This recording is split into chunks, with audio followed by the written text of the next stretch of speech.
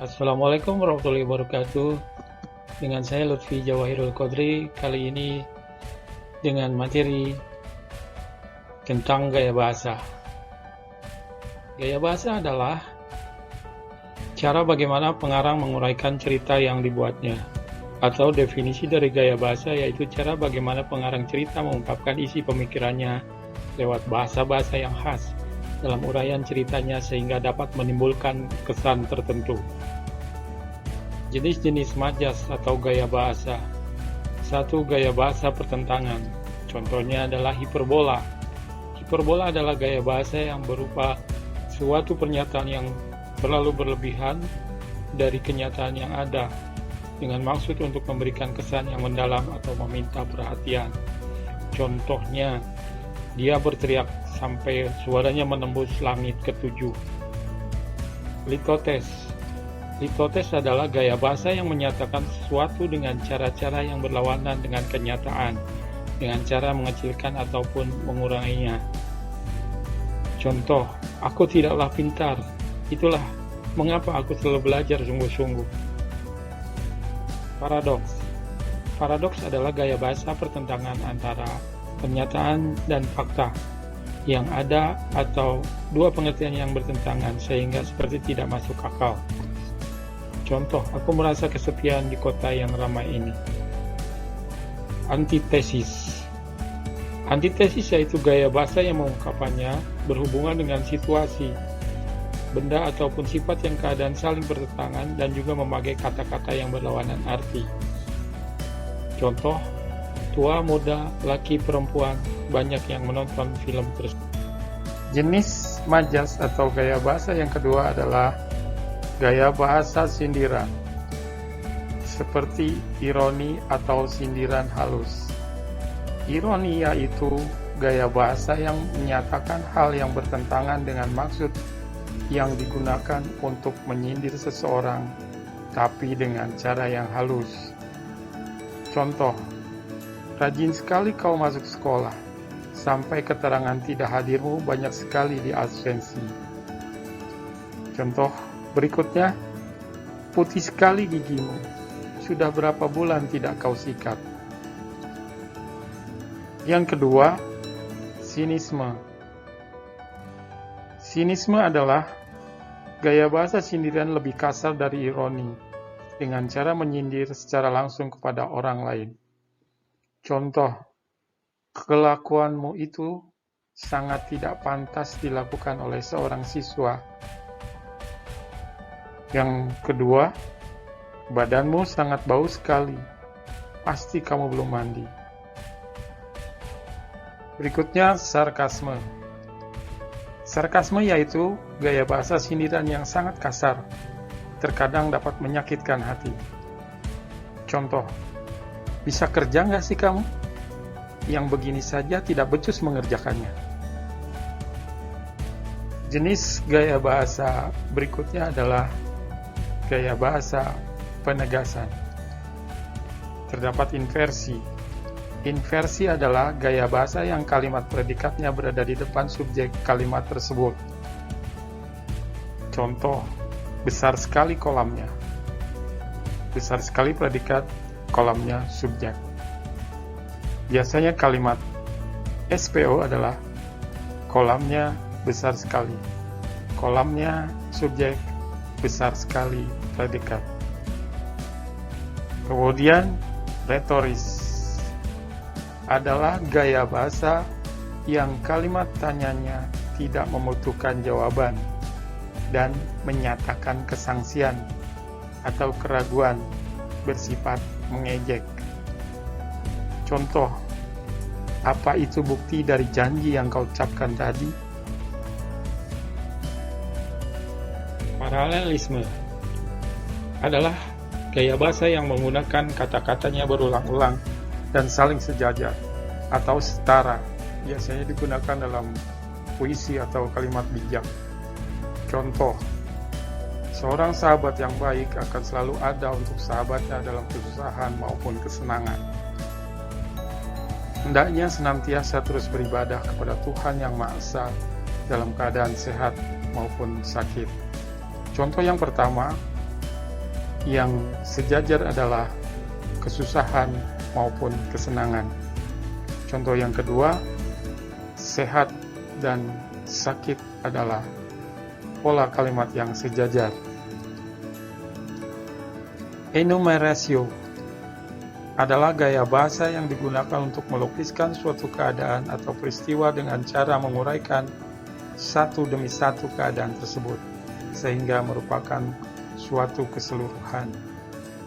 Contoh, angin semilir perlahan, langit biru terlihat ringan, Lajuardi cerah nila kandi, bulan pun bersinar kembali, sedang aku cuma duduk sambil melamun.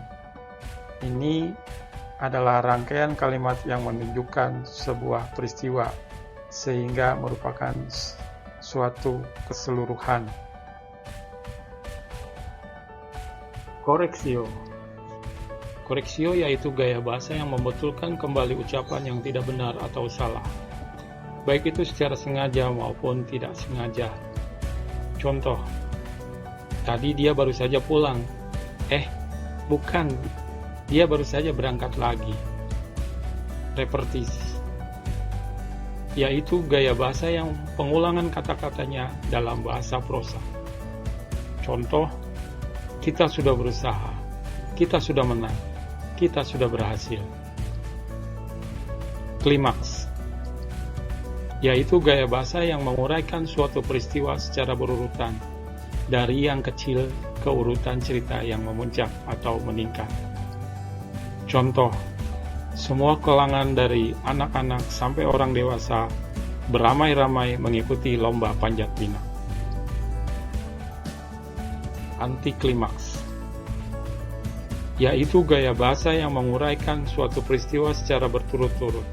Semakin lama ceritanya akan semakin menurun. Ini adalah kebalikan dari klimaks. Contoh, jangankan 1.000.000, 100.000, 10.000, 1.000, 100 rupiah pun aku tak punya.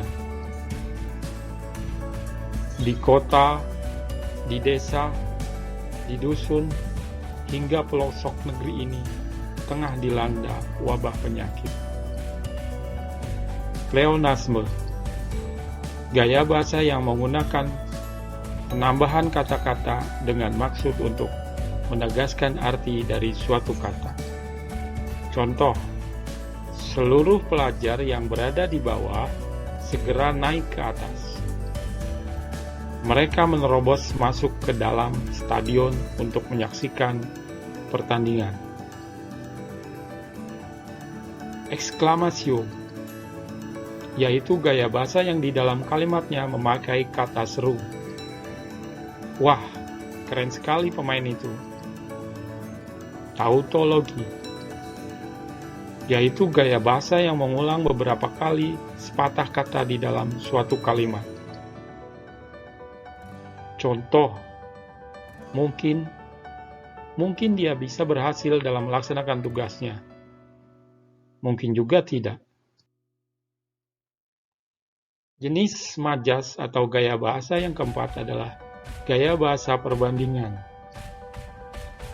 Terdapat asosiasi atau perumpamaan, yaitu gaya bahasa yang perbandingan terhadap dua hal yang maksudnya berbeda, akan tetapi sengaja disamakan. Contoh, wajahnya cantik bagaikan rembulan. Semangatnya seperti api yang berkobar. Metafora adalah gaya bahasa yang mengungkapkan perbandingan analogis suatu dengan yang lainnya. Dapat berupa lambang-lambang atau simbol-simbol. Bocah kutu buku itu telah menjadi juara pertama cerdas cermat. Si jago merah sudah membumi hanguskan komplek perumahan itu hanya dalam 2 jam. Personifikasi adalah gaya bahasa yang memberikan karakteristik atau sifat-sifat manusia kepada benda yang tidak hidup. Jadi, benda yang tidak hidup seolah-olah bernyawa dan mempunyai sifat seperti manusia. Bel berteriak-teriak memanggil Mbok Jum untuk membukakan pintu pagar. Angin berbisik lembut di telingaku. Alegori. Alegori yaitu gaya bahasa yang menyatakan dengan menggunakan cara lain, lewat kiasan ataupun penggambaran. Alegori merupakan perbandingan yang berkaitan antara satu dan yang lainnya di dalam satu kesatuan yang utuh. Alegori biasanya berbentuk suatu cerita yang penuh dengan simbol-simbol bermuatan banyak moral. Contoh, bayi yang baru lahir layaknya kertas putih yang masih kosong dan belum ada coretannya.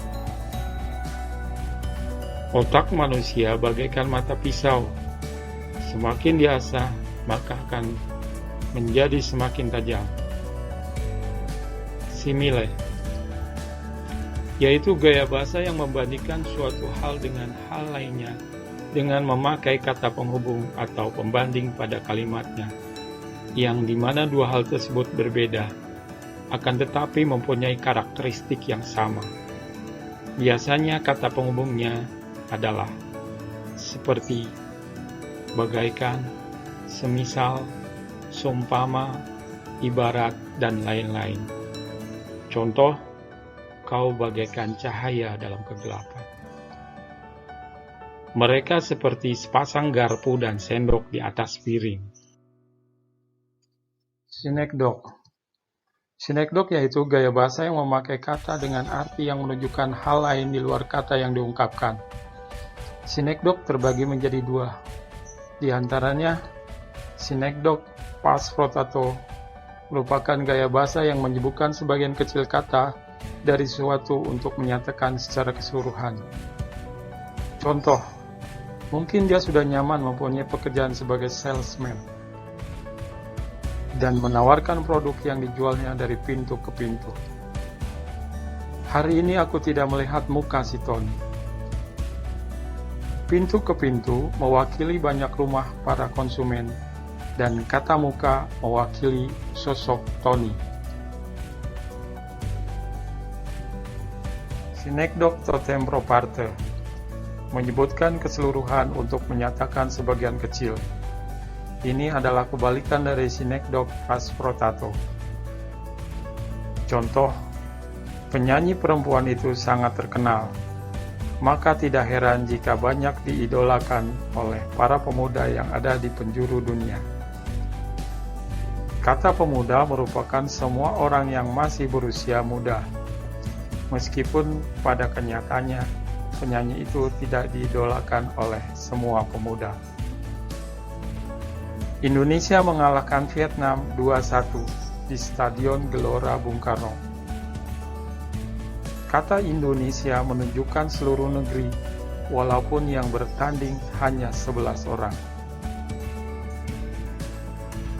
Simbolik, yaitu gaya bahasa yang menggambarkan sesuatu dengan memakai benda, binatang, dan juga tumbuh-tumbuhan sebagai simbol. Contoh, warna putih adalah warna kesukaan ibu karena melambangkan kesucian. Warna merah pada bendera negara Indonesia melambangkan keberanian. Anton selalu saja menjadi kambing hitam ketika ada permasalahan yang muncul dalam keluarganya. Kambing hitam sama dengan orang yang disalahkan. Metonimia adalah gaya bahasa yang memakai ciri, atribut ataupun merek yang menggambarkan suatu benda. Dia sedang membuat secangkir kapal api, atau merek kopi untuk ayahnya. Aku menulis surat dengan pilot, atau merek sebuah alat tulis. Baik, sampai di sini tema tentang gaya bahasa. Semoga bermanfaat dan terima kasih. Sampai jumpa.